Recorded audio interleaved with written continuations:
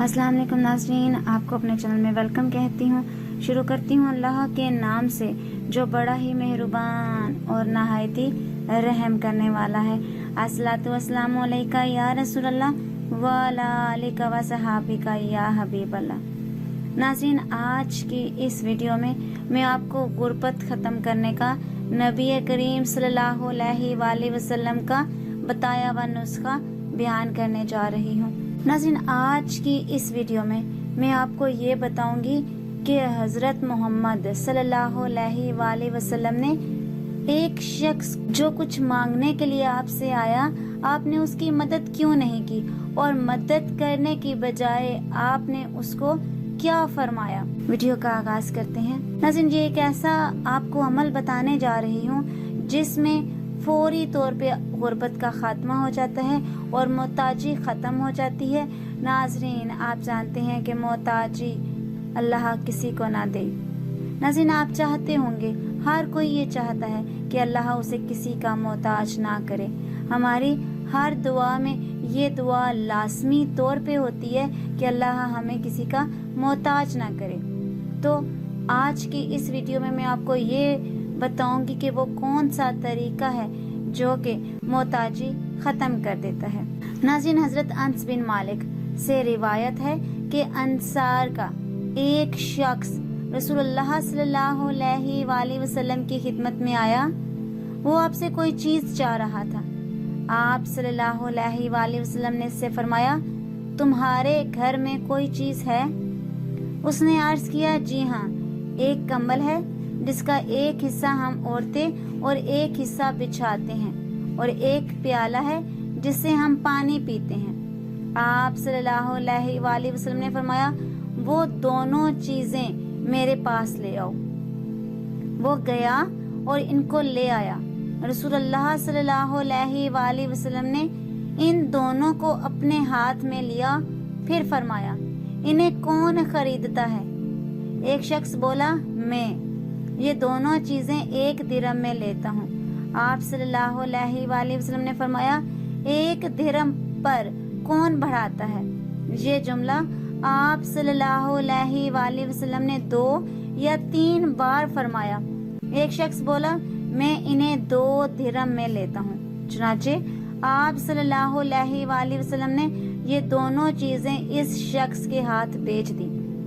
फिर दोनों दिरहम इंसारी को दिए और फरमाया, एक दिरहम का अनाज खरीद कर अपने घर वालों को दे दो और दूसरे का एक कुल्हाड़ा खरीद कर मेरे पास लाओ। नाज़रीन, उसने ऐसा ही किया।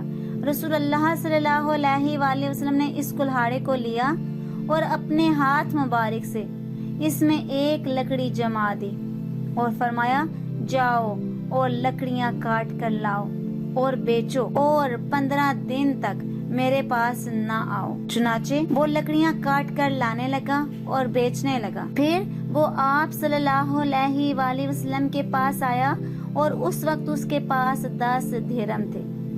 आप सल्लल्लाहु अलैहि वसल्लम ने फरमाया, कुछ का गला खरीद लो और कुछ का कपड़ा। फिर आप सल्लल्लाहु अलैहि वसल्लम ने फरमाया, ये तुम्हारे लिए इससे बेहतर है कि तुम क़यामत के दिन इस हालत में आओ कि सवाल करने की वजह से तुम्हारे चेहरे पर दाग हो। याद रखो, सवाल करना सिर्फ उस शख्स के लिए दुरुस्त है जो इंतहाई दर्जे का मोहताज हो या सख्त कर्जदार हो या तकलीफ दे खून बहा की अदायगी में गिरफ्तार हो। नाज़रीन, अब मैं आपको एक बात बताने जा रही हूँ जो कि नहायत ही अहम है और हो सकता है आपको रोजगार में भी वो फायदा दे। नाज़रीन, जिस मुल्क में हर माह इनकम सपोर्ट प्रोग्राम के तहत 1500 रुपए माहाना गरीबों को दिए जाते हैं और इन्हें इस रकम का आदी बना दिया जाता है, तो क्या ये बेहतर नहीं कि इन्हें मछली पकड़ना सिखाकर अपने पांव पर खड़ा कर दें, बजाय इसके कि इन्हें एक दिन मछली खिला दें, जिससे उसका पेट एक दिन तो भर जाएगा मगर दूसरे दिन वो शख्स फिर भूखा होकर आपके पास खड़ा होगा। अगर आप सल्लल्लाहु अलैहि वसल्लम की ये हदीस सुन चुके हैं तो आपको मानना पड़ेगा कि इमाम कायनात, जहां दुनिया के बेहतरीन कायद, जर्नैल, बाप, शोहर, दोस्त, مربی، استاد، طبیب، نفسیات دان، حکمران، منتظم اور جج تھے۔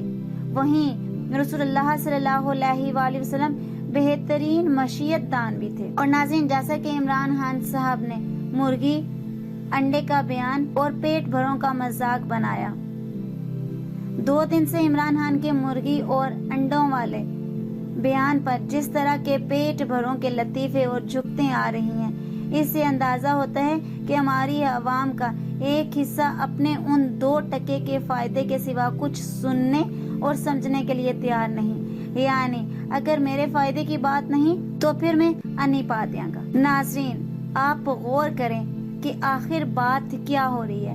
ذرا حساب کتاب تو کر لیں کہ کس طرح پاکستان، جس کی 80% آبادی آج بھی دیہات میں رہتی ہے، اسی طرح ہماری وہ آبادی جو غربت کی لکیر کے نیچے رہتی ہے، اس کا بھی ایک بڑا حصہ دیہات میں رہتا ہے۔